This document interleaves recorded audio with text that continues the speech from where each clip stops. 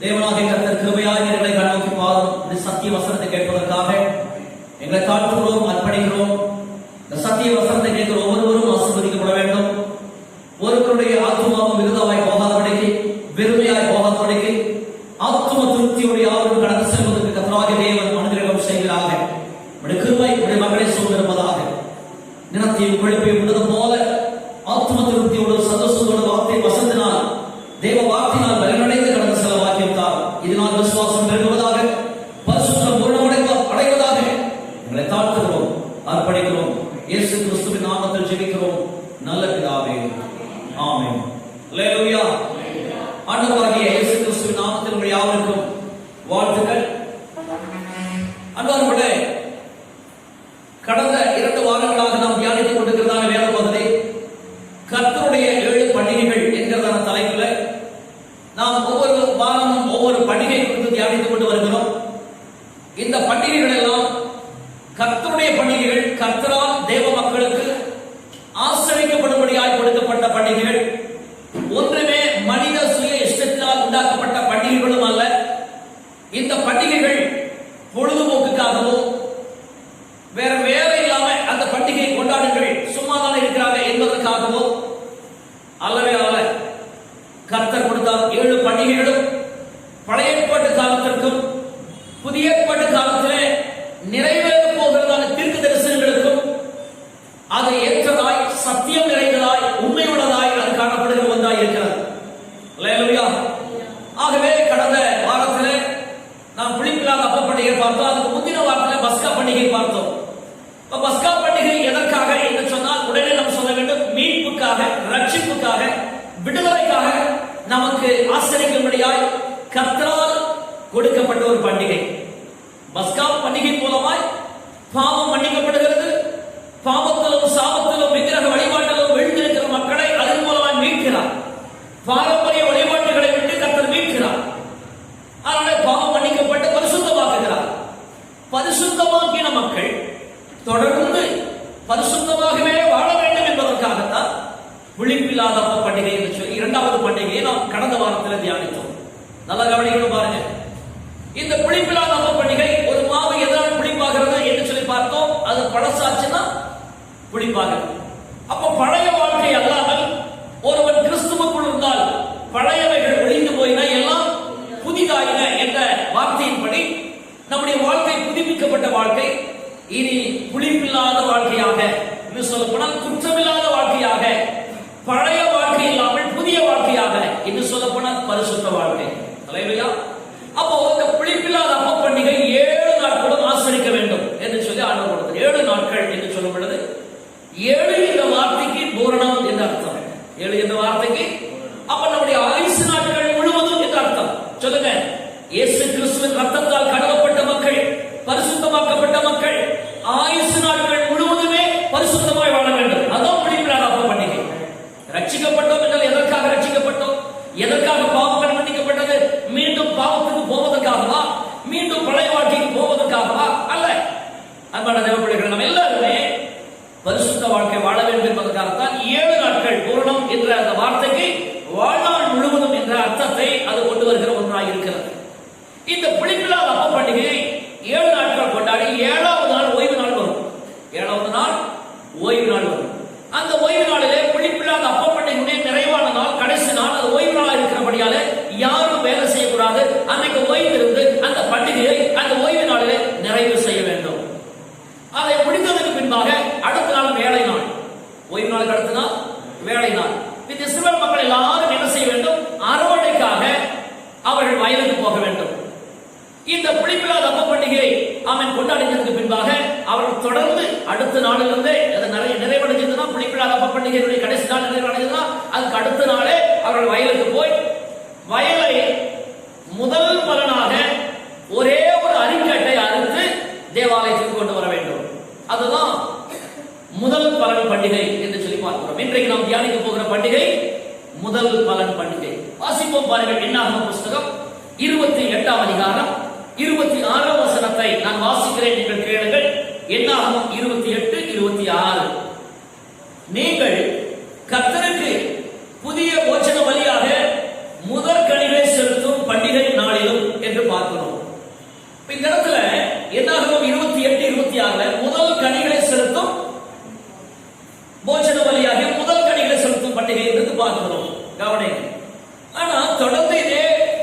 நிகழ்ச்சிகள் சம்பவங்களை பற்றி லேவியராகமம் புஸ்தகம் 23ஆம் அதிகாரம் 10-11 வசனங்களை நான் வாசிக்கிறேன், கேளுங்கள்.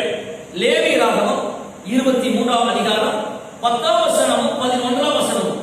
நீ இஸ்ரவேல் புத்திரரோடே சொல்ல வேண்டியது என்னவென்றால், நான் உங்களுக்கு கொடுக்கும் தேசத்தில் நீங்கள் போய் சேர்ந்து அதன் வெள்ளாமையை அறுக்கும் போது உங்கள் அறுப்பின் முதல் பலனாகிய ஒரு கதிர்கட்டை ஆசாரியனிடத்தில் கொண்டு வர கடவீர்கள்.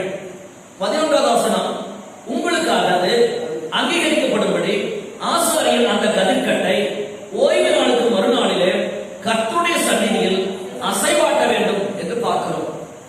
கவனிக்கிறீர்களா? இந்த வசனத்தில் சுருக்கமாக நீங்கள் பாருங்கள். ஒரு கதிர்கட்டு, வயலில் போய் ஒரே ஒரு கதிர்கட்டு, கோதுமையினுடைய ஒரே ஒரு கதிர்கட்டு, ஒரு அரிக்கட்டு என்று கூட வைத்துக் கொள்ளலாம், அதை மாத்திரம் அறுத்து கொண்டு வர வேண்டும் என்று இங்கு சொல்லப்படுகிறது. இஸ்ரவேல் மக்கள் வனாந்தரத்திலே 40 நாட்கள் பிரயாணம் பண்ணினார்கள். அப்ப இந்த அறுவடையினுடைய முதல் பலனை அந்த இடத்துல விவசாயம் செய்யாததுனால அவர்களுக்கு அந்த இடத்துல 40 வருஷம் இந்த பண்டிகையை அவர்களால் என்ன செய்ய முடியல. ஆனா கானான் தேசத்துக்குள்ளாக நுழைஞ்சதுக்கு பின்பாக வாக்குத்தத்தப்பட்ட தேசத்திலே போய் நீங்க வேளாண்மை செய்யும் பொழுது அந்த வேளாண்மையில என்ன செய்ய வேண்டும்? கோர்வையாக பஸ்கா பண்டிகை, புளிப்பில்லாத அப்ப பண்டிகை, அப்புறம் முதல் பலன் பண்டிகை, அதுக்கு பின்பாக பெந்தகோஸ்து பண்டிகை, இப்படி தொடர்ந்து வர வேண்டும். அந்த 7மே ஒவ்வொன்றும் ரட்சிப்புக்கு பின்னால அடுத்து தேவ ஜனங்கள் அவங்க வாழ்க்கையில செய்ய வேண்டிய கருத்துக்களை அந்த பண்டிகைகள் நமக்கு விளக்குகிற ஒன்றாக இருக்கிறது. பண்டிகை கொண்டாடுவதற்கல்ல, அர்த்தத்தை அறிந்து வாழ்வதற்காக கொடுக்கப்பட்ட ஒன்று. அல்லேலூயா. அர்த்தத்தை அறிந்து அதுதான் கொண்டாட்டம். நல்ல கவனிங்க, இவங்க என்ன செய்யறாங்க? கானான் தேசத்துக்குள்ள நுழையறாங்க.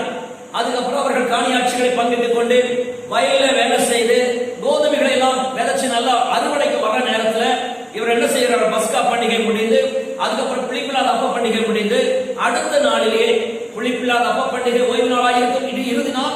அந்த பண்டிகை முடிச்ச உடனே அடுத்த நாள் வேலைக்கு போக வேண்டும். எவ்வளவு நேரம் வேலை செய்ய வேண்டும்? ஒரே ஒரு கட்டு, ஒரு கதிர்கட்டை மட்டும்தான் என்ன செய்ய வேண்டுங்க? அறுத்து கொண்டு நேரா விற்பனை செய்யக்கூடாது. என்ன செய்யக்கூடாது? தன்னுடைய வீட்டுக்கும் அது கொண்டு போக கூடாது. அது முதலாவது அறுத்த அறுக்கட்டை நேர தேவாலயத்தில் கொண்டு வந்து ஆசாரியத்தில் கொடுக்க வேண்டும். இது முதல் பலனாகிய பண்டிகை. என்ன பண்டிகைங்க? முதல் பலனாகிய பண்டிகை.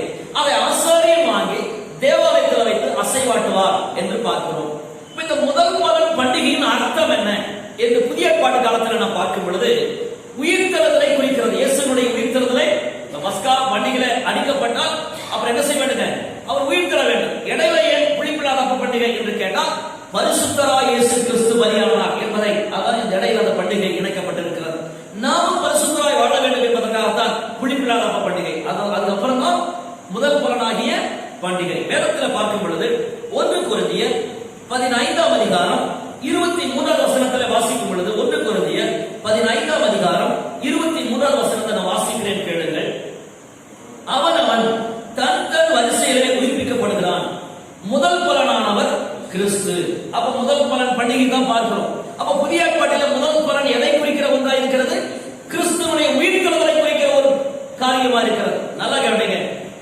ஒரு அரிக்கட்டு கொண்டு வருவதற்கும் முதல் பலனாக உயிர்த்தெழுதலுக்கு என்ன சம்பந்தம் என்ற மாதிரி நமக்கு கன்ஃபியூஷன் ஆகிற மாதிரி தோன்றலாம். கவனிங்க, உயிர்த்தெழுதல இயேசு கிறிஸ்துக்கு முன்னால உயிர்த்தெழுந்து யாரும் பரலோகத்துக்கு போனது யாரும் கிடையாது. இயேசுநாதருக்கு பின்னாலேயும் இது வரைக்கும் யாரும் என்ன செய்யுங்க? உயிர்த்தெழுந்து பரலோகத்துக்கெல்லாம் அதுக்கு முன்னால் இருந்த பரிசுத்தவான்கள் வச்சுங்களேன். ஆபிரகாம் இருந்தவன், மோசே, மற்ற ஈசாக்கு, யாக்கோபு, தாவீது, இப்படி எத்தனையோ தானியேல் தீர்க்கதரிசிகள், எரேமியா தீர்க்கதரிசி, ஏசாயா, எத்தனையோ பரிசுத்தவான்கள் இருக்கிறார். இவங்க யாருமே மரித்து கிறிஸ்துவுக்கு முன்னாலே உயிரோடு எழுந்து எங்க போகவில்லை? பரலோகத்துக்கு போகவில்லை. அவர்கள் இளைப்பாறுகிறார்கள். அவர்கள் ஆத்துமாக்கள் எல்லாம் இளைப்பாறுகிறார். இயேசு கிறிஸ்துவுக்கு பின்னால மரித்து போன சீசர்களோ பரிசுத்தவான்களோ இந்நேற்றைக்கு வரைக்கும் நம்முடைய சொந்தக்காரர்கள், நம்முடைய உறவினர்கள் யார் மரித்திருந்தாலும் நேரடியாக என்ன செய்வதில்லைங்க? பரலோகத்துக்கு போவது கிடையாது. ஏன்னு கேட்டீங்கன்னா, உயிர்த்தெழுதலின் நாள் என்று ஒரு நாள் வரும். உயிர்த்தெழுதல முதலாம் ஆனவர்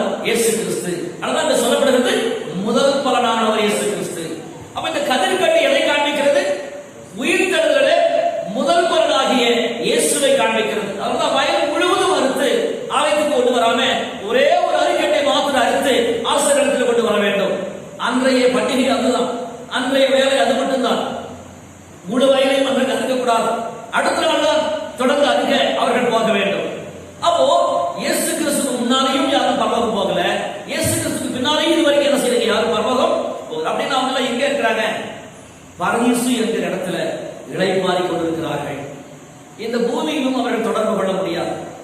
ஒரு மனுஷனுடைய ஆத்துமா மரணத்துக்கு பின்னால இந்த பூமியில எந்த மனித ஆவியும் நடமாடுவதற்கு ஆண்டவர் அனுமதி கொடுப்பதே இல்லை.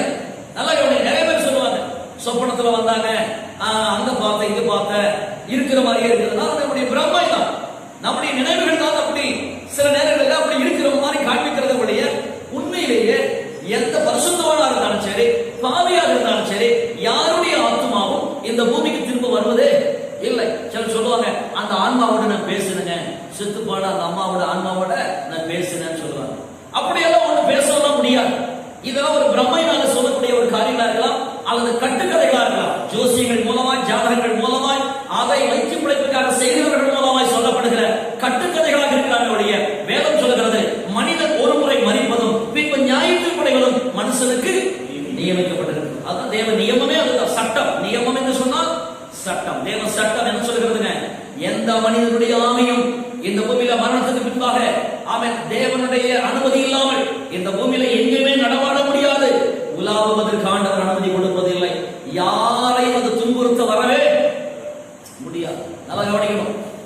அப்போ இயேசு கிறிஸ்துடைய ஆத்துமா ஆவி மாத்திரமே பரலோகத்துக்கு போனார் என்ற முதல் பலனானவர். இயேசு கிறிஸ்து யாருங்க? முதல் பலன், பரலோகத்தினுடைய முதல் பலன்.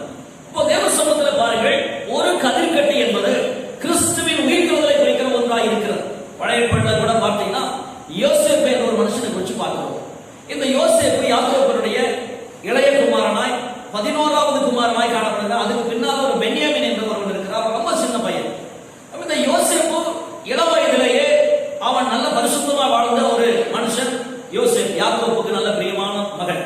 இந்த யோசேப்புக்கும் இயேசு கிறிஸ்துவுக்கும் நிறைய விஷயங்களில் தொடர்பு இருக்கிறது. அவருடைய வாழ்க்கை சம்பவங்களையும் இயேசு கிறிஸ்துடைய அந்த சம்பவங்களையும் நாம் இணைச்சு பார்த்தா ரெண்டு பேருடைய வாழ்க்கையிலும் கிறிஸ்துவுக்கு நிழலாய் யோசேப்பின் வாழ்க்கை நிறைய உதாரணங்கள் இருக்கிறது. உதாரணத்துக்கு சொன்னா, யாக்கோபுக்கு ரொம்ப பிரியமான பிள்ளை யோசேப்பு. இயேசு கிறிஸ்து யார்தான்? பிதாவுக்கு பிரியமானவர். யோசித்து பாருங்க. அதனாலதான் இயேசு கிறிஸ்து ஞானஸ்நானம் பெற்று கரையேறின பொழுது ஆவியானவர் புறாவின் ரூபம் கொண்டு அவர் மேல் வந்து இறங்கினார். அப்பொழுது வானத்திலிருந்து ஒரு சத்தம் உண்டாகி, இவர் என்னுடைய நேசகுமாரன், இவரில் நான் பிரியமா இருக்கிறேன். அப்ப பிதாவுக்கு இயேசு கிறிஸ்து எப்படிப்பட்டவங்க? பிரியமானவர். அப்ப யோசேப்பு யாக்கோபுக்கு மிகவும் பிரியமான ஒரு குமாரனா இருந்தார். அதனாலதான் அந்த யாக்கோபு தன்னுடைய குமாரனாகிய யோசேப்புக்கு என்ன செய்தார்? பல வருடமான அங்கியை தரித்து அழகு பார்த்து கொண்டு வந்தான். இயேசு கிறிஸ்து வஸ்திரம் கூட ஒரு மகிமையின் வஸ்திரம் தான் சொல்லப்படுகிறது. அதனாலதான் அந்த வஸ்திரத்தின் ஓரத்தை போட்டவுடனே ஒரு பெரும்பாடு என்ன செய்கிறதுங்க? நீக்கிறது. அது வித்தியாசமான ட்ரெஸ் சொல்லப்படுகிறது. நல்ல ஒரு மகிமையான வஸ்திரமாய் இருந்ததா சொல்லப்படுகிறது. அப்போ இயேசு கிறிஸ்துடைய காரியங்கள் அப்படி. அப்போ பாருங்க, இவர் என்ன செய்கிறார்? வஸ்திரங்கள் எல்லாம் உரிந்து கொண்டு, யோசேப்புடைய வஸ்திரங்களை எல்லாம் உரிந்து கொண்டு தன் சகோதரர்கள் என்ன செய்தார்கள்? குழியில தூக்கி போட்டாங்க. இயேசு கிறிஸ்துவையும் சிலுவைக்கு அடிக்கிறதுக்கு முன்னால அவருடைய ட்ரெஸ் எல்லாம் உரிந்து கொண்டு சிலுவையில் என்ன செய்தார்கள்? அடித்தார்கள் என்று பார்க்கிறோம். யாக்கோபு பாருங்க, யோசேப்பின் கூட நாம் பார்க்கும் பொழுது அந்த யோசேப்பு 20 வெள்ளிக்காசுக்காக தன் சகோதரர்களால் வெளிநாட்டுக்கு விலை கிரயம் செய்தார்கள். அதே போல இயேசு கிறிஸ்துவும் 30 வெள்ளிக்காசுக்காக அவர் காட்டி கொடுக்கப்பட்டார். நிறைய விஷயங்களை பார்க்கிறோம். பாருங்க, அவன் ஆடுகளை மேய்க்கும் பொழுதே யோசேப்பு தன்னுடைய சகோதரனுடைய துன்மார்க்கத்தை குறித்து தகப்பனாகிய யாக்கோபிடத்தில் சொல்லி வருகிறான். அது அப்படின்னா இவன் தப்பு இல்லாம பாவம் இல்லாம வாழ்ந்த ஒரு மனுஷன். இயேசு கிறிஸ்துவும் குற்றமற்றவராய் பாவமற்றவராய் அவர் ரத்தம் சிந்தி பலியானார். இப்படி நிறைய தொடர்புகள் உண்டு. யோசேப்புக்கும் இயேசு கிறிஸ்துக்கும் எதற்கு நிறைய தொடர்புகள் இருக்கிறது. இப்படி பலவிதம். அதே போல சொப்பனத்துல பாருங்க, இந்த இவனுக்கு ஒரு சொப்பனம் வருகிறது யோசேப்புக்கு. பாருங்க, சகோதரர்களும் நாங்கள் எல்லாரும் வயலிலே அறுவடை செய்து கொண்டிருந்தோம். அப்பொழுது என்னுடைய அரிக்கட்டு மாத்திரம் நிமிர்ந்து நின்றது என்று பார்க்கிறார். யோசேப்புடைய அரிக்கட்டு என்ன செய்யறது? நிமிர்ந்து நின்றது என்று சொல்லி பார்க்கிறோம். மற்றவருடைய அப்பா அம்மா சகோதரர்கள் எல்லாருமே அரிக்கட்டுகளும் படுத்திருந்தது. அறுத்து போட்டது எப்படி இருக்குங்க? யாரும் தூங்கியெல்லாம் வைக்கல, அது பாட்டுக்கு தானே நிமிர்ந்து நிற்கிறது. அப்போ தேவனாகிய கர்த்தர் யோசேப்பை குறித்த காலத்தில் உயர்த்துவதை குறித்து ஒரு ராஜாசனத்திலே கொண்டு போய் ஒரு அந்நிய தேசத்திலே ஒரு மேன்மையான பதவியை கொடுத்து முழு உலகத்திற்கும் அவன் ஆதாரத்தை கொடுக்கிற போஷிக்கிற ஒரு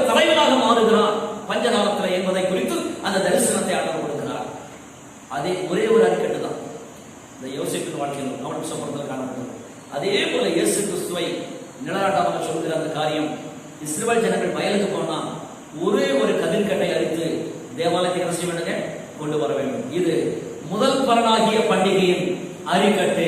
அது தேவாலயத்துக்கு கொண்டு வர வேண்டுமே ஒழிய விற்பனை செய்யக்கூடாது, தன்னுடைய ஆதாரத்துக்காக பயன்படுத்தக்கூடாது, வீட்டுக்கு கொண்டு செல்லக்கூடாது. நல்ல கவனிங்க.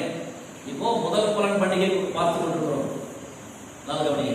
அதான் முதல் பலனானவர் இயேசு கிறிஸ்து. வேதத்துல யோவான் சுவிசேஷம் 12ஆம் அதிகாரம் 24ஆம் வசனத்தை வாசிக்கிறேன் கேளுங்க. யோவான் 12:24, மெய்யாகவே மெய்யாகவே நான் உங்களுக்கு சொல்கிறேன், கோதுமை மணியானது நிலத்திலே விழுந்து சாகாவிட்டால் தனித்திருக்கும், செத்ததையாக மிகுந்த பலனை கொடுக்கும் என்று பாருங்க. நல்லா கவனிங்க. இயேசு கிறிஸ்து இந்த கோதுமை மணியை பற்றி சொல்லாம இந்த கோதுமை மணி நான் தான் அப்படி சொல்கிறார். கோதுமை மணியானது நிலத்திலே விழுந்து சாகாவிட்டால் தனித்திருக்கும், செத்ததையாக மிகுந்த பலனை. அப்போ ஒரு கோதுமை மணியை விதைக்கும் பொழுது அந்த கோதுமை வருவதில்லை, அது செத்து அழிந்து அதற்குள்ளாக ஒரு புதிய ஜீவன் உண்டாகி அதுக்கப்புறம் பயிர் முளைத்து ஒரு கோதுமை மணி பல கோதுமை மணிகளை என்ன செய்யணுங்க, கொடுக்கிறது. அப்போ இது என்ன அர்த்தத்தில் ஆண்டவர் சொல்கிறார் என்று கேட்டால், நான் நீதிபரராய் சத்தியம் உள்ளவராய் பாவமற்றவராய் மரிக்க போகிறேன், நான் உயிரோடு எழும்பும் பொழுது அநேக ஆத்துமாக்களை இன்பக்கமாய் நீதிமான்களாக ஆத்துமாவை உயிர்ப்பித்து ரட்சிப்பேன் என்பதை என்ன செய்கிறோங்க, குறிக்கிறது. அப்ப நான் சாகிறது உங்களுக்காக மரிப்பது நல்லது. அந்த கோதுமை மணி நான் தான் அப்படிங்கிறார். கோதுமை மணி யார் தான்? நான். ஒரு கோதுமை மணி விழுந்து செத்தால் தான் அது பலன் கொடுக்கும், சாகாவிட்டால் அது தனிமையா இருக்கும் என்று சொல்லப்படுகிறது. இந்த கோதுமை மணியாக தன்னை ஒப்பிட்டு சொல்கிறார். அப்போ உலகத்தில் இருக்கிற எல்லா மக்களுக்காக பாவிகளுக்காக மரிக்க போவதா சொல்கிறார். ஒரு பரிசுத்தவான் வீழ்ந்தால் பல பரிசுத்தவான்கள் எழும்புகிறார்கள் என்பதை இங்கே அடையாளப்படுத்துகிறது. ஒரு பரிசுத்தமாக தேவன் பாவமற்றவராய் அவர் மண்ணிலே புதைக்கப்படுகிறார். 3ஆம் நாளிலே முதல் பலனாக உயிர்ப்பிக்கப்படுகிறார். அவர் உயிரோடு எழுந்து சகல ஜனங்களுக்கும் சுவிசேஷத்தை அறிவிக்க செய்ய செய்து இன்னைக்கு அநேக ஜாதி சமுதாய மக்கள் இயேசுவை விசுவாசிப்பதற்கும் அவங்க ஆத்துமாக்கள் உயிர்ப்பிக்கப்படுவதற்கும் இயேசு உயிர்த்தெழுந்த இயேசுவின் வல்லமை இன்றைக்கும் கிரியை செய்து கொண்டிருக்கிறது. அதனாலதான் இந்த முதல் பலனாகிய கிறிஸ்து 1 கொரிந்தியர் 15:20 பாருங்க. 1 கொரிந்தியர் 15ஆம் அதிகாரம் 20ஆம் வசனத்தில், கிறிஸ்துவே மரித்தோரில் இருந்து எழுந்து நித்திரை அடைந்தவர்களில் முதல் பலனானார் என்று பார்க்கிறோம். கிறிஸ்துவே மரித்தோரில் எழுந்து நித்திரை அடைந்தவர்களில் அப்படின்னா மரித்து போனவங்களுக்குள்ளாக பரலோகத்துக்கு போனவர் ஒரே ஒருவர். இதுவரைக்கும் இன்னைக்கு டேட் என்னவோ நல்லா குறிச்சு வச்சுங்க, இதுவரைக்கும் யாரும் பரலோகத்துக்கு போகல. இயேசு மாத்திரமே பரலோகம் சென்றவர். மனிதனாக பிறந்து மனித அவதாரத்தில் வாழ்ந்து பாவமற்றவராய் வாழ்ந்து அவர் மரித்து உயிர்த்தெழுந்து பரலோகத்துக்கு போனார். இனி அவருடையவர்கள் இதே போல பரலோகத்துக்கு போக முடியும் என்பதை அவர் காண்பித்து கொடுத்திருக்கிறார். அத கிறிஸ்துவே மரித்தோரிலிருந்து எழுந்து நித்திரை அடைந்தவர்கள் முதல் பலன். அப்ப முதல் பலன் பண்டிகை, அதனால இந்த முதல் பலன் பண்டிகை என்று பார்க்கிறோம். அப்ப மனுஷரில் மரித்தோரின் உயிர்த்தெழுதலும் உண்டாய். 21ஆம் வசனத்தில் பாருங்க. 1 கொரிந்தியர் 15:21, மனுஷனால் மரணம் உண்டானபடியால் மனுஷனால் மரித்தோருக்கு உயிர்த்தெழுதலும் உண்டாயிற்று. மனுஷனால் மரணம் உண்டானபடியால் மனுஷனால் மரித்தோருக்கு உயிர்த்தெழுதலும் உண்டாயிற்று. எத்தனை மனுஷன் இருக்குதுங்க? 2 மனுஷன். ஒரு மனுஷனால் மரணம் உண்டானது, இன்னொரு மனுஷனால் உயிர்த்தெழுதல் உண்டானது. அப்ப அந்த ஒரு மனுஷனால் மரணம் உண்டானது சொன்னா அந்த மனுஷன் யாருங்க? ஆதாம். அந்த ஆதாம்னால எல்லாருக்கும் மரணம். இன்னொரு மனுஷனால் உயிர்த்தெழுதல், அந்த மனுஷன் யாருங்க? இயேசு கிறிஸ்து. ரெண்டு மனுஷனை குறித்து பாருங்க. இங்க இயேசுவை மனுஷன் என்றுதான் இங்க சொல்லப்படுகிறது. இந்த இடத்துல அவர் தேவன் தான். மனுஷ அவதாரத்தில் பிறந்ததுனால ஒரே மனுஷனாலே முழு உலகத்துக்கு மரணம் வந்தது, ஒரே மனுஷனாலே முழு உலகத்துக்கு உயிர்த்தெழுதலும் வந்தது, ரட்சிப்பு வந்தது என்று பார்க்கிறோம். அப்ப இயேசு கிறிஸ்து மரித்தோரின் உயிர்த்தெழுதலில் முதல் பலனானார், மரித்து உயிர்த்தெழுந்தார். அப்ப ஆதாம் பாவம் செய்து எல்லா சமுதாய மனித குலத்தையே அவன் மரணத்துக்குள்ளாக நடத்தினான். ஏதேன் தோட்டத்துல சாப்பிட வேண்டாங்கிற பழத்தை போய் சாப்பிட்டான். அது நிமித்தமாக கர்த்தர் சொல்லியிருந்தார், நீ சாப்பிடுகிற நாளிலே சாகவே சாவாய். அப்போ ஆதாமின் மூலமாக நம்ம எல்லாருக்கும் ஒரே ஒரு தாய் தகப்பன் தான்.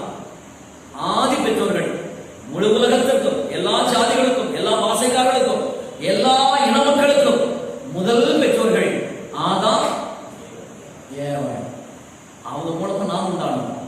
அவர்கள் பாவம் செய்தார்கள், அவர்கள் மரித்தார்கள். இன்னைக்கு வரைக்கும் உயிரோடு கூட என்ன செய்றீங்க? ஆதாம் எழுப்பவே இல்லை. இன்னைக்கு வரைக்கும் ஆதாமுடைய டெட் பாடி எங்க தான் இருக்குதுங்க? பூமியில தான் இருக்கு. ஆனா எந்த இடத்துல பர்டிகுலரா யாரையும் சொல்ல முடியாதுங்க, சொல்ல முடியாது. ஏன்னா நம்ம அந்த ஏதேன் தோட்டத்துக்குள்ள நிச்சயமே கிடையாது. அந்த ஏதேன் தோட்டத்தை விட்டு கர்த்தர் என்ன செஞ்சாருங்க? வெளியில துரத்தி விட்டார். ஆனா ஏதோ ஒரு பகுதியில ஆதாமுடைய டெட் பாடி இன்னைக்கு வரைக்கும் என்ன செய்யறதுங்க? அப்போ இயேசு கிறிஸ்து நியாய தீர்ப்பு நாளில் தான் என்ன செய்வாருங்க? உயிரோடு எழுப்புவார். நியாய தீர்ப்புக்கு முன்பாக வந்து எல்லாரும் என்ன செய்வாங்க? உயிரோடு எழுப்புவார். அதனாலதான் முதல் பலனான இயேசு கிறிஸ்து அவருடையவர்கள் அவருடைய வருகையில உயிர்ப்பிக்கப்படுவார்கள் என்று வேதம் என்ன செய்கிறதுங்க? அவர் வருகையில் தான் உயிர்ப்பிக்கப்படுவார்கள் என்று வேதம் சொல்லுகிறது நம்ம பார்க்கிறோம்.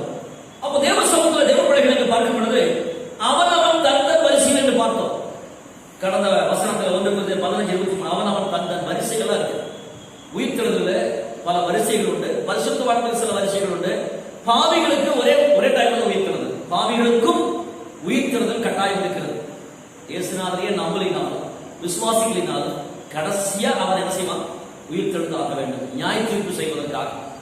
அப்ப பரிசுத்தவான்கள் முதலாம் உயிர்த்தெழுதலுக்கு பங்குள்ளவர்கள். வேதம் சொல்லுகிறது முதலாம் உயிர்த்தெழுதலுக்கு பங்குள்ளவர்கள் எப்படிப்பட்டவங்க? பாக்கியவான்களும் பரிசுத்தவான்களுமாக இருக்கிறார்கள். அந்த உயிர்த்தெழுதல் நம்மை பங்கடைய செய்கிறார். இரண்டாம் உயிர்த்தெழுதல் யாருக்கு என்ன கேட்டீங்கன்னா, பாவிகளுக்கு, துன்மார்க்கர்களுக்கு, அவிசுவாசிகளுக்கு, தேவன் மேல் நம்பிக்கையற்றவர்களுக்கு. அவர்கள் தான் இரண்டாம் உயிர்த்தெழுதல். அவங்க உயிரோடு எழுதும் போது பயத்தோடு, திகிலோடு, கலக்கத்தோடு, ஐயோ நான் எப்போ செத்து போயிட்டேன், இத்தனை வருஷம் கழிச்சு என்னை யாரோ எழுப்புறாங்க, எதுக்காக எழுப்புறேன், எங்க போக போறேன், எனக்கு பயமா இருக்கு, எனக்கு பய திகிலா இருக்கு சொல்லி கலக்கத்தோடு எழுப்பாங்க. எழுப்பி நரக பாதாளத்தில் கொண்டு போய் என்ன செய்யறாங்க? ஆண்டவர் தந்துகிறார். தேவ பிள்ளைகளே, உயிர்த்தெழுதல் ரெண்டு பங்கு இருக்கிறது. ஒன்று முதலாம் உயிர்த்தெழுதல், இன்னொன்று இரண்டாம் உயிர்த்தெழுதல். முதலாம் உயிர்த்தெழுதல் முதல் பலன் தான் இயேசு கிறிஸ்து என்று வேதம் செய்கிறாங்க. அப்போ கதிர் கட்டி எதை குறிக்கிறது? கிறிஸ்துவின் உயிர்த்தெழுதலை குறிக்கிறவன் இருக்குது. கேட்ட கோதுமை மணி சேர்த்துச்சு, அதுக்கப்புறம் உயிரோடு எழுப்புச்சு, அது நிறைய கோதுமைகளை உண்டாக்குச்சு. அதுதான் உயிர்த்தெழுதலை குறிக்கிறவன் தான் இருக்குது. அதனால்தான் அதுல பாருங்க 1 கொரிந்தியர் 15ஆம் அதிகாரத்துல 22ஆம் வசனம், ஆதாமுக்குள் எல்லாரும் மரிக்கிறது போல கிறிஸ்துவுக்குள் எல்லாரும் உயிர்ப்பிக்கப்படுகிறார்கள். இல்லையா? இயேசுநாதரை தெய்வமாக ஏற்றுக்கொள்கிறவர்கள், விசுவாசிக்கிறவர்கள், நம்புகிறவர்கள் அத்தனை பேரையும் இயேசு கிறிஸ்து என்ன செய்யறாங்க? உயிர்த்தெழுதல் நம்பிக்கையோடு கூட அவர்களை நடத்துகிறார். என்னை விசுவாசிக்கிறவர் மரித்தாலும் சாக மாட்டான். இரண்டாவது சாவு இல்லை. நரகம் என்ற இரண்டாவது மரணம் தேவ ஜனங்களுக்கு இல்லவே இல்லை. ஆக தேவ சமூகத்தில் அது நிறைய விஷயங்கள் பார்க்கணும். அதனால்தான் இயேசு கிறிஸ்து மரித்து உயிர்த்தெழுந்த பொழுது தேவாலயத்தின் திரைச்சீலை இரண்டாக கிழிந்தது. அந்த மரித்து அன்றைக்கு பாருங்க, வேதம் சொல்லும் மத்தேயு சுவிசேஷம் 27ஆம் அதிகாரம் 51ஆம் வசனத்தில் நான் வாசிக்கும் பொழுது, மத்தேயு 27:51 அப்பொழுது தேவாலயத்தின் திரைச்சீலை மேல் தொடங்கி கீழ் வரைக்கும் இரண்டாக கிழிந்தது, பூமியும் அதிர்ந்தது, கன்மலைகளும் விழுந்தது என்று பார்க்கிறோம். இயேசுநாதர் சிலுவையில் தொங்கிக் கொண்டிருக்கிறார். கொஞ்ச நேரத்தில் ஜீவன் விடுகிறார். அந்த ஜீவன் விடுகிற நேரத்தில் பூமி அதிர்ந்தது, கன்மலைகள் விழுந்தது, அந்த ஏரியாவில் இருள் உண்டானது. தேவாலயத்தின் திரைச்சீலை ரெண்டாக தானாக கிழிந்தது. ஏதாவது ஒரு மர சட்டம் என்று விழுந்து கிழியல, அல்லது ஒரு ரேப்பர் விழுந்து கிழியல, ஒரு கம்பி பட்டு கிழியல, ஒரு மனுஷனால் கிழிக்கப்படல, அது தானாக கிழிந்தது. அர்த்தம் என்ன? தேவ பிள்ளைகளே, தேவாலயத்தின் திரைச்சி என்று சொன்னால் திரைச்சீலைக்கு உள்ள மகா பரிசுத்த ஸ்தலம் இருக்கிறது. என்ன இருக்கிறது? அப்போ ஒரு தேவாலயத்திலே 3 விதமான இடங்கள் இருக்கிறது. ஒன்று உள்ள நுழையக்கூடிய பிரகாரம், அதுக்கப்புறம் கொஞ்சம் உள்ள போனா பரிசுத்த ஸ்தலம். அந்த பரிசுத்த ஸ்தலத்துல என்ன இருக்கிறது கேட்டால் சமூகத்தப்ப மேசை, குத்து விளக்கு, தூபபீடம் இருக்கும். கொஞ்சம் உள்ள போனா அதுதான் மகா பரிசுத்த ஸ்தலம். அங்கே கிருபாசனம் என்ற உடன்படிக்கை பெட்டி வைக்கப்பட்டிருக்கும். அந்த மகா பரிசுத்த ஸ்தலத்துக்குள்ளாக வருஷத்துக்கு ஒரு முறை பிரதான ஆசிரியர் ஹெட் மாஸ்டர் மட்டும்தான் உள்ள போக முடியும். வேற யாரும் செய்ய முடியாதுங்க. பழைய ஏற்பாட்டு காலத்துல ஹெட் மாஸ்டர் யாருன்னு கேட்டீங்கன்னா பிரதான ஆசிரியர், அத ஹெட் மாஸ்டர். அவன் மட்டும்தான் அந்த மகா பரிசுத்த தலத்துக்குள்ளாக போக முடியும். வேற யாரும் உள்ள அனுமதி இல்லை. அந்த தேவாலயத்தின் திரைச்சீலை, மகா பரிசுத்த ஸ்தலத்துக்கு போகக்கூடிய திரைச்சீலை ரெண்டாக கிழிந்ததுக்கு என்ன அர்த்தம் என்று கேட்டால், நம்முடைய பாவங்களை எல்லாம் சுமந்து கொண்டு, நம்முடைய அக்கிரமங்களை எல்லாம் சுமந்து கொண்டு அவருடைய ரத்தத்தோடு கூட அவர் என்ன செய்கிறார்? மகா பரிசுத்த தலமாகிய பரலோகத்துக்கு போகிறார். அதான் புதிய ஏற்பாட்டில் கூட நாம் பார்க்கும் பொழுது பரலோகத்துக்கு 3 இடம் இருக்கிறது. ஒன்று புதிய பூமி, புதிய வானம், புதிய எருசலேம். அந்த புதிய எருசலேமுக்குள்ளாக சியோன் என்ற ராஜாவின் நகரம் பிதா இருக்கிற இடம் இருக்கிறது. அதுக்குள்ளதான். அப்ப 3 இடங்கள், புதிய பூமி, புதிய வானம், புதிய எருசலேம். பரலோகத்துல 3 இடங்கள். தேவாலயத்தில் எத்தனை இடங்கள்? பிரகாரம், பரிசுத்த ஸ்தலம், மகா பரிசுத்தம். அப்ப இந்த திரட்சிகளை கிழிக்கப்படும் பொழுது மகா பரிசுத்த ஸ்தலத்துக்கு போகக்கூடிய அந்த வழிதான் திறக்கப்பட்டது. அதுதான் கிழிக்கப்பட்டது. அந்த மகா பரிசுத்த ஸ்தலத்துக்குள்ளார பிரதான ஆசாரியர் மாத்திரம் போக முடியும். இதனுடைய அர்த்தம் என்ன கேட்டீங்கன்னா, இயேசு மரித்த பொழுது மரித்து உயிரோடு எழுந்தவர் என்ன செய்தார்? நம்முடைய பிரதான ஆசாரியனாய் பரலோக வீட்டிலே மகா பரிசுத்த ஸ்தலத்திலே பிதாவின் வலது வாசலிலே போய் உட்கார்கிறார். உன்னதமான இடம், முக்கியமான இடம். அதை காட்டிலும் மோஸ்ட் ஹை உண்டான இடம் இல்லவே இல்லை. அதை காட்டிலும் உன்னதமான இடம் உலகத்தில் இல்லவே, பரலோகத்தில் இல்லவே. இதுல நல்லா கவனிக்கிறேன் பிள்ளைங்களே. இப்படி நமக்காக பரிந்து பேசும் பிரதான ஆசாரியன் என்றைக்கும் ஜீவனோடு இருக்கிறவர். இப்ப பாருங்க, நமக்காக எல்லாருக்காக இன்னைக்கு வரைக்கும் பிதாவிலிருந்து இயேசு கிறிஸ்து என்ன செய்யறாங்க? பரிந்து பேசி கொடுக்கிறார். எப்படின்னு கேட்டீங்கன்னா, நம்ம எல்லாம் கிறிஸ்தவங்க. சில நேரத்தில் ஏதாவது சில தவறுகள், சில குற்றங்கள் இருந்தால் பிதா சொல்லுவார், இவளையெல்லாம் இந்த பூமியில வச்சிருந்து பிரயோஜனம் இல்லை, தொடர்ந்து பாவம் செய்யறாங்க, பேருக்கு தான் கிறிஸ்தவங்களா இருக்கிறாங்க, இவளெல்லாம் அழிச்சிடலாம் போதும் அப்படின்னு சொன்னா இயேசு என்ன சொல்றாரு தெரியுங்களா? குமாரன், ஆண்டவரே இன்னும் கொஞ்ச நாள் போகட்டும், இன்னும் கொஞ்ச நேரம் பரிசுத்தமாக ஆகலாம். அதனாலதான் ஆண்டவர் சொல்லும் பொழுது தோட்டக்காரன் எஜமான் சொல்கிறார், தோட்டக்காரனை பார்த்து, இந்த தோட்டத்துல அத்தி மரத்துல 3 வருஷமும் கனி தேடுகிறேன், கனி இல்லை, ஆகவே இதை வெட்டி போடலாம் என்று சொல்லி எஜமான் சொல்லுகிறார். தோட்டக்காரன் சொல்லுகிறாரு, எஜமானே 1 வருஷம் கூட இந்த தோட்டத்தில் இருக்கட்டும், மீண்டும் கொத்தி இழு போடுவோம், தண்ணீர் பாய்ச்சுவோம், இந்த வருஷம் கனி கொடுத்தால் சரி, இல்லாவிட்டால் அடுத்த வருஷம் அத்தி மரத்தை என்ன செய்யலாம்? வெட்டி போடலாம் சொல்லி தோட்டக்காரன் பரிந்து பேசுறதுனால தோட்டத்தை எஜமான் சரி சரி அப்படியே நடக்குன்னு சொல்லி விட்டுட்டார். அது போல நாம் எல்லாரும் பலவிதமான குற்றங்கள் பாவங்கள் இருந்தாலும் நாம் நிர்மூலமாக நாசமாகி போகாமல் இருக்கிறதுக்கு என்ன காரணம்னு கேட்டீங்கன்னா, நமக்காக இயேசு பிதாவிடத்தை பரிந்து பேசிக் கொண்டிருக்கிறார். அல்லேலூயா சொல்வார்கள்.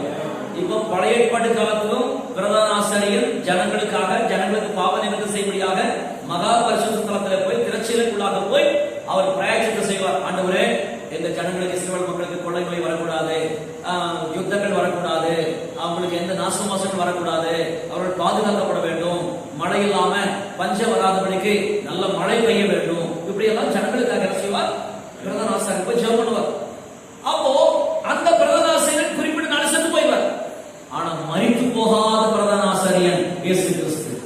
சொல்லுங்க, உலகத்துல எல்லாம் பாஸ்ட் காட்டு ஹெட் பாஸ்ட் யார் தாங்க? அவர்தான். நல்ல மேய்ப்பர் இயேசு கிறிஸ்து. உண்மையுள்ள போதகர் அவர்தான். நிரந்தரமான போதகர் அவர்தான். இந்த உலகத்துக்குரிய போதகர்கள் பாஸ்டர்கள் எல்லாம் கொஞ்ச நாள் உயிரோடு இருப்பாங்க, செத்து போயிடுவார். சதாகாலம் இருக்கிற நல்ல மேய்ப்பர், ஆடுகளுக்காக ஜீவனை கொடுத்த நல்ல மேய்ப்பர், நல்ல பிரதான ஆசாரியன் நம்ம ஆண்டவர் இயேசு. அதனாலதான் அந்த தேவாலயத்தின் திரட்சியில் தானாய் கிழக்கு அப்படின்னு இயேசுநாதருக்கு பரலோகம் தானாக திறந்தது. எப்படி திறந்தது?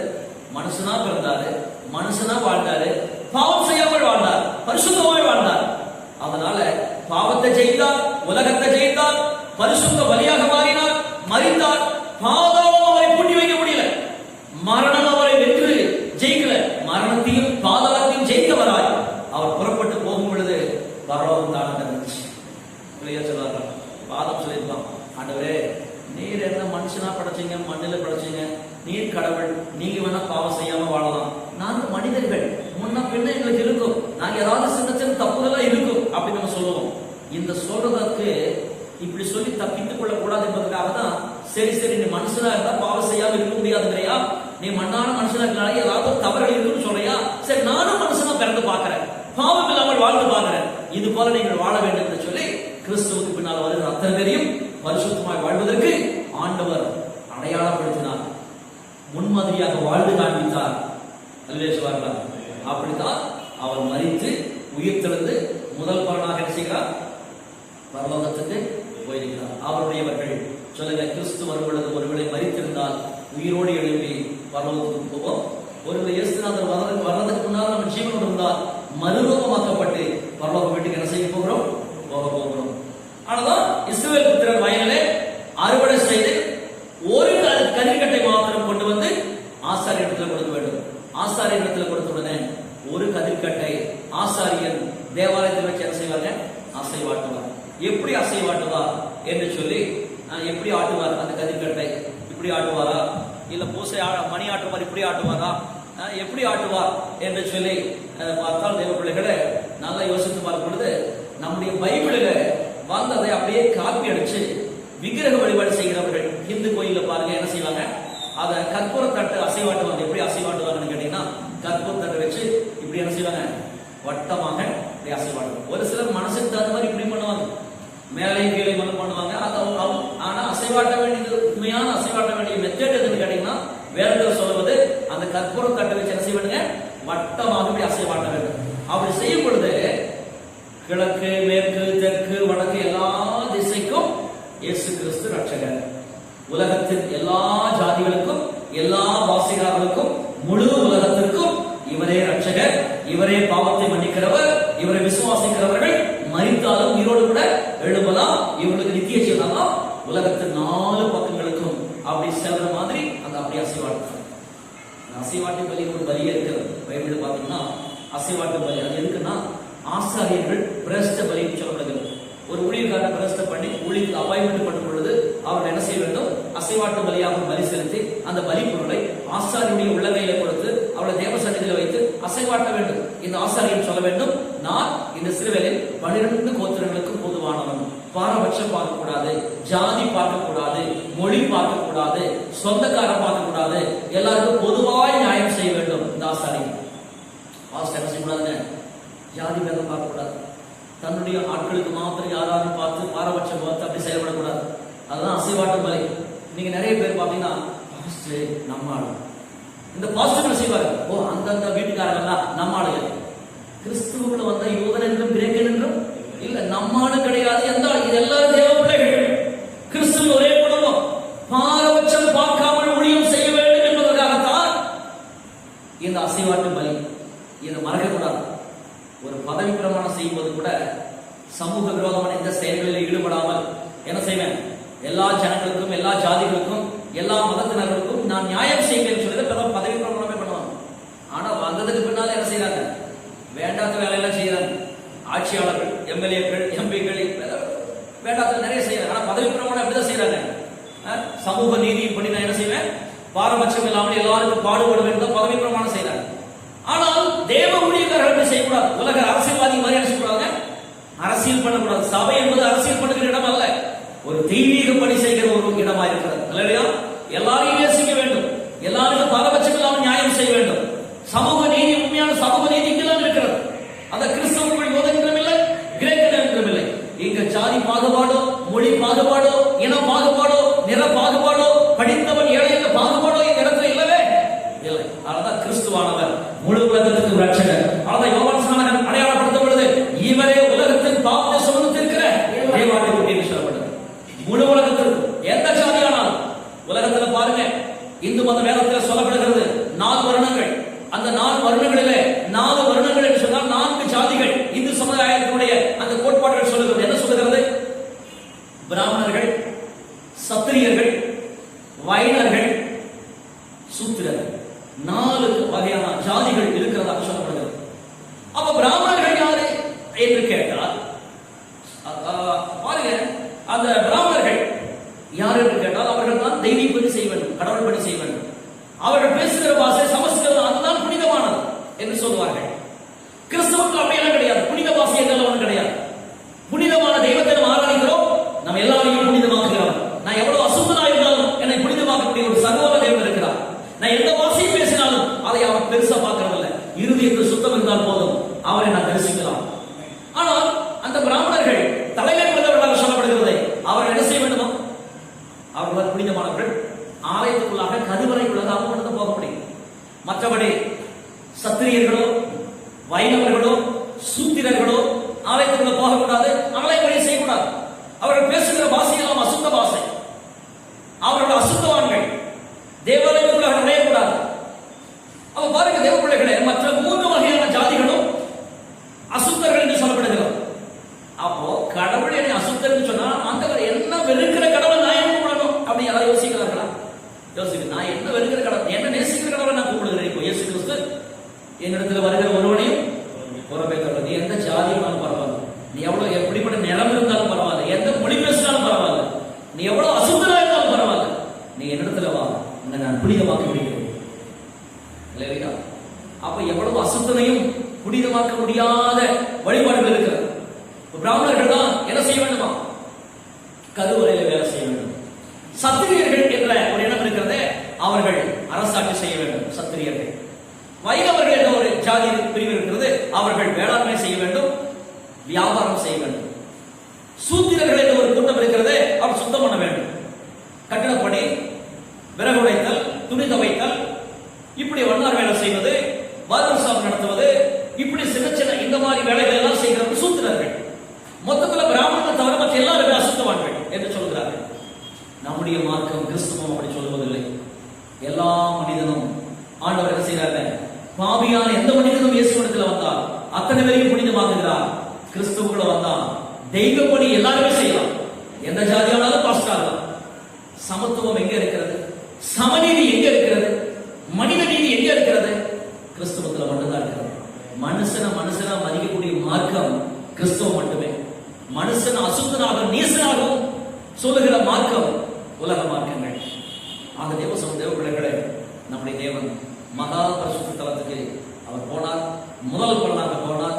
அந்த அறிக்கை என்ன பார்க்கும் பொழுது கிறிஸ்துவின் உயிர்த்தெழுதலை குறிக்கிற ஒன்றாக இருக்கிறது. கிறிஸ்துவின் மூலமாய் விசுவாசத்துக்குள்ளாக ரட்சிக்கப்பட்டு வருகிற அத்தனை பேரும் இயேசு கிறிஸ்துவின் மூலமாய் தேவனுடைய ஜனங்களாய் மாற்றப்படுகிறார்கள்.